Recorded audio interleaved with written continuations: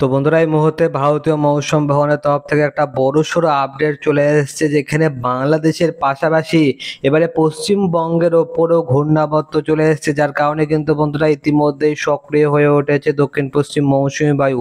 তো মৌসুমী বায়ু সক্রিয় হয়ে ওঠার কারণে আপনারা দেখতে পাচ্ছেন যে একাধিক এলাকা জুড়ে কিন্তু ব্যাপক আকারে বজ্রবিদ্যুৎ সহ ভারী বৃষ্টিপাত হচ্ছে। বাংলাদেশের আশেপাশের দিকেও হচ্ছে, পশ্চিমবঙ্গের দিকেও হচ্ছে এবং তার আশেপাশে উড়িষ্যার দিকগুলোর ক্ষেত্রেও হচ্ছে।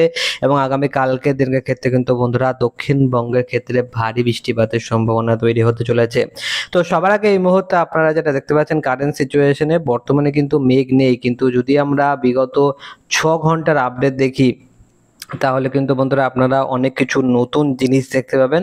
তো দেখুন, আমরা ট্র্যাকটাকে চালিয়ে দিয়েছি এবং আমরা যেটা দেখতে পাচ্ছি যে দুপুরবেলা থেকে বিকালবেলার দিকটা কিন্তু বন্ধুরা পূর্ব মেদিনীপুর এলাকাগুলোর ক্ষেত্রে, ঝাড়গ্রাম লাগোয়া, খড়গপুর লাগোয়া এলাকাগুলোর ক্ষেত্রে কিন্তু ব্যাপক আকারে বজ্রবিদ্যুৎ সহ ভারী বৃষ্টিপাত হয়েছে। উপকূলবর্তী এলাকাগুলোর ক্ষেত্রেও কিন্তু হালকা থেকে মাঝারি বৃষ্টিপাত হয়েছে। কলকাতার দিকের ক্ষেত্রেও কিন্তু বেশ ভালো মেঘলা আকাশ ছিল, কিন্তু অন্যদিকে পুরুলিয়া, বাঁকুড়া, এছাড়া কিন্তু বন্ধুরা মুর্শিদাবাদ, নদিয়া এই সমস্ত এলাকাগুলোর ক্ষেত্রে কিন্তু মেঘ ছিল না। পুরুলিয়া, বাঁকুড়ার দিকগুলোর ক্ষেত্রে কিন্তু মেঘ ছিল না। কিন্তু চারটের পরে কিন্তু আবারও ফের পুরুলিয়ার দিকটায় মেঘ তৈরি হয়ে যায়। পুরুলিয়ার দিকগুলোর ক্ষেত্রে কিন্তু বৃষ্টিপাত শুরু হয়ে যায় তারপরে। তবে বাঁকুড়ার দিকটার ক্ষেত্রে দেখুন বন্ধুরা, বাঁকুড়ার দিকে কিন্তু বৃষ্টিপাত হয় না। বাঁকুড়ার দিকটায়, বর্ধমানের দিকটায়, নদিয়া, মুর্শিদাবাদের দিকগুলোর ক্ষেত্রে কিন্তু বৃষ্টিপাত হয়নি। কিন্তু কলকাতা এলাকাগুলোর ক্ষেত্রে অল্প স্বল্প মেঘলা আকাশ ছিল বটে। কলকাতার ক্ষেত্রেও কিন্তু সেই অর্থে বৃষ্টিপাত আজকের দিনকে ক্ষেত্রে দেখা যায়নি। তো আজকের দিনকে কোথায় কোথায় বৃষ্টিপাত দেখা গিয়েছে, এইটুকু এলাকার ক্ষেত্রে কিন্তু সব থেকে বেশি বৃষ্টিপাত দেখা গিয়েছে। টোটাল এইটুকু এলাকা, এখানে কিন্তু বন্ধুরা বেশি বৃষ্টিপাত দেখা গিয়েছে। তাছাড়া কিন্তু কলকাতা বলুন কিংবা পুরুলিয়ার ক্ষেত্রে বৃষ্টিপাত দেখা গিয়েছে। বাঁকুড়া, বর্ধমান, নদিয়া, মুর্শিদাবাদ এই সমস্ত এলাকার ক্ষেত্রে কিন্তু আজকের দিনকে বৃষ্টিপাত দেখা যায়নি। এবং কারেন্ট সিচুয়েশনে কিন্তু আমরা দেখতে পাচ্ছি যে বৃষ্টিপাতের তেমন কোনো সম্ভাবনা নেই। চলে আসবো আমরা আবহাওয়ার র্যাডারে। আবহাওয়ার র্যাডার থেকে আমরা এখান থেকে ধীরে ধীরে ট্র্যাকটাকে চালিয়ে দেবো।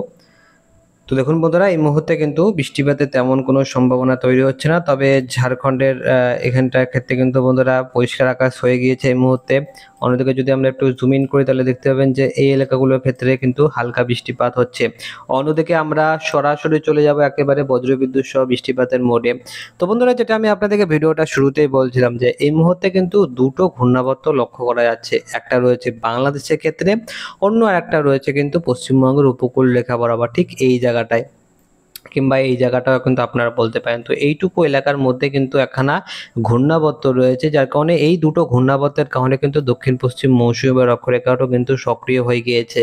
তো এই মৌসুমী বায়ু সক্রিয় হয়ে যাওয়া এবং জোড়া ঘূর্ণাবর্ত, এর জেরেই কিন্তু বন্ধুরা এবারে দক্ষিণবঙ্গ জুড়ে ব্যাপক আকারে ভারী থেকে অতি ভারী বৃষ্টিপাতের সম্ভাবনা কিন্তু লাগাতার লক্ষ্য করতে পারবে দক্ষিণবঙ্গবাসী।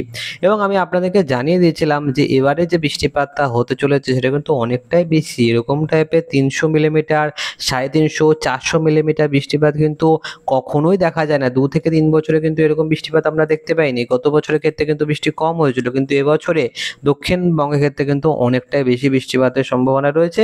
তো বর্তমানে আমরা ট্র্যাকটাকে চালিয়ে দিয়েছি এবং স্পষ্টভাবে দেখা যাচ্ছে যে উত্তরবঙ্গের ক্ষেত্রে এবং বাংলাদেশের রংপুর, ময়মনসিংহ এবং সিলেট বিভাগে রাত্রিবেলার দিকটায় হালকা থেকে মাঝারি বৃষ্টিপাতের সম্ভাবনা থাকবে। এবং এখান থেকে আমরা আরো কিছুটা ট্র্যাকটাকে অল্প অল্প করে এগিয়ে নিয়ে যাবো এবং দেখাবো যে মাঝরাতের বেলা কিংবা ভোরবেলার দিকে পরিস্থিতি কি হতে পারে। তো দেখুন, মাঝরাতের বেলার দিকটা ক্ষেত্রে কিন্তু বন্ধুরা কলকাতা আশেপাশে এলাকাগুলোর ক্ষেত্রে এবং এর সাথে সাথে দীঘা, মন্দারমণি, কন্টাই, হলদিয়া সমুদ্র উপকূলবর্তী সুন্দরবন লাগোয়া এলাকা, সেখানটা কিন্তু ভারী বৃষ্টিপাত হবে এবং কলকাতার ক্ষেত্রে হালকা বৃষ্টিপাতের সম্ভাবনা থাকবে। এবং নদিয়ার ক্ষেত্রে কিন্তু বন্ধুরা মেঘলা মেঘলা ভাব থাকতে পারে, কিন্তু সেই অর্থে বৃষ্টিপাতের সম্ভাবনা নেই। তো সকালবেলা দিকটা আগামী কালকের দিনকে দীঘা, মন্দারমণি, কন্টাই, হলদিয়া সহ পূর্ব মেদিনীপুর, পশ্চিম মেদিনীপুর, হাওড়া, হুগলি, কলকাতা কিছুটা এলাকা, দক্ষিণ চব্বিশ পরগনা কিছুটা এলাকা জুড়ে বৃষ্টিপাতের সম্ভাবনা থাকবে। তো ঝাড়গ্রাম লাগোয়া, খড়গপুর লাগোয়া এলাকা, কিছুটা পুরুলিয়া এলাকা, কিছুটা বাঁকুড়ার এলাকা জুড়ে বৃষ্টিপাত থাকবে। তবে নদিয়া বলুন কিংবা মুর্শিদাবাদ বলুন কিংবা বর্ধমান বলুন, এই সমস্ত এলাকাতে বৃষ্টিপাত হবে না। আসানসোল লাগোয়া এলাকাগুলোর ক্ষেত্রেও কিন্তু বৃষ্টিপাতের সম্ভাবনা সকালবেলার দিকে আপাততভাবে কম রয়েছে। তো আমরা এই মুহূর্তে অল্প অল্প করে ট্র্যাকটাকে চালিয়ে দিচ্ছি এবং দেখতে পাচ্ছেন যে ঘূর্ণাবর্তের যে পরিস্থিতি, যে ঘূর্ণাবর্তের কথা আমি আপনাদেরকে বলছিলাম, দেখুন এখানটায় আপনারা ঘূর্ণাবর্তটা কিন্তু খুবই স্পষ্টভাবে আপনারা দেখতে পাবেন যে এই জায়গা থেকে ঘূর্ণাবর্তটা পাক নিচ্ছে এবং তারপরে কিন্তু এরকমভাবে যাচ্ছে। দেখতে পাচ্ছেন বায়ুর গতি মুখটা যদি দেখেন তাহলে কিন্তু দেখতে পাবেন যে বায়ুটা কিন্তু এরকমভাবে প্রবাহিত হচ্ছে, যার কারণে কিন্তু এই জায়গাটা একটা ঘূর্ণাবর্ত স্পষ্টভাবে বোঝা যাচ্ছে। দেখে নেব সকালবেলার ক্ষেত্রে কি হতে পারে। তো দেখুন সকালবেলার দিকটা আমরা ট্র্যাকটাকে ধীরে ধীরে চালিয়ে দিচ্ছি এবং সকালবেলার দিকটা কিন্তু হালকা থেকে মাঝারি বৃষ্টিপাত চলবে এবং আমরা ট্র্যাকটাকে চালিয়ে দিয়ে দেখতে পাচ্ছি যে মুর্শিদাবাদ এবং নদিয়ার দিকটা ক্ষেত্রে কিন্তু বৃষ্টিপাতের সম্ভাবনা দুপুরবেলা থেকে বিকাল বেলার দিকটা একটুখানি বেড়ে যাবে। তো নদিয়াবাসী এবং মুর্শিদাবাদবাসীর জন্য দারুণ একটা সুখবর হতে পারে, যেখানে আমরা স্পষ্টভাবে দেখতে পাচ্ছি যে দুর্গাপুর, আসানসোল, চিত্তরঞ্জন এই সমস্ত এলাকাগুলোর ক্ষেত্রে যেখানে রাত্রিবেলার দিকে বৃষ্টিপাত হয়নি, তো ওই সমস্ত এলাকাগুলোর ক্ষেত্রে হালকা বৃষ্টিপাতের সম্ভাবনা থাকবে। এবং আমরা এই মুহূর্তে দেখতে পাচ্ছি যে অল্প স্বল্প হালকা থেকে মাঝারি বৃষ্টিপাত থাকবে। তো ওভারঅল গোটা দক্ষিণবঙ্গ জুড়েই হালকা এবং মাঝারি বৃষ্টিপাতের সম্ভাবনা রয়েছে। তাছাড়া কিন্তু বন্ধুরা ব্যাপক আকারে ভারী থেকে অতি ভারী বৃষ্টিপাত উপকূলবর্তী যে সমস্ত এলাকা রয়েছে সেই এলাকাগুলোর ক্ষেত্রে কিন্তু থাকতে চলেছে। আপনারা দেখতে পাচ্ছেন যে লাগাতার বৃষ্টিপাত লক্ষ্য করা যাচ্ছে, পশ্চিমবঙ্গ বলুন কিংবা বাংলাদেশ বলুন, দুই বঙ্গের ক্ষেত্রে বৃষ্টিপাত লক্ষ্য করা যাচ্ছে এবং আপনারা দেখতে পাচ্ছেন যে ঘূর্ণাবর্তের কারণে কিন্তু ঢাকা, বরিশাল, কুমিল্লা, কালাপাড়া এই সমস্ত এলাকাতে বৃষ্টিপাত হবে। তো এই মুহূর্তে আমরা একেবারে চলে যাব এখানটায় এখানটা হচ্ছে আবহাওয়া রেডারে চলে যাব। আবহাওয়া রেডারে কিন্তু এই জায়গাটা আমরা দেখতে পাচ্ছি যে বৃষ্টিপাতের সম্ভাবনা রয়েছে। বৃষ্টিপাতের পরিমাণ মোটটা আমরা একটু দেখে নিই।